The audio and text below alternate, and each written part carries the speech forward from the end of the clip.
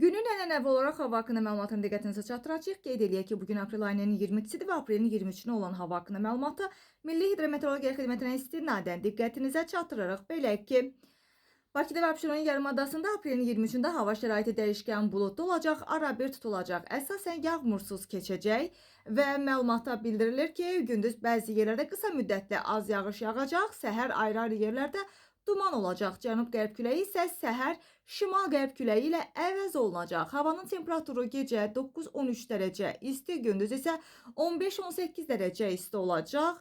Məhz nisbi rütubətin isə 65-75% təşkil edəcəyi gözlənilir. Bölgələrimizdə isə havanın yağmursuz keçəcəyi, lakin axşama doğru bəzi şimal və qərb rayonlarında arabir yağıntılı olacağı gözlənilir. Ayrı-ayrı yerlərdə yağıntının qısa müddətli intensiv olacağı, şimşək çaxacağı, dolu düşəcəyi və dağlıq ərazilərə isə qar yağacağı ehtimalı var.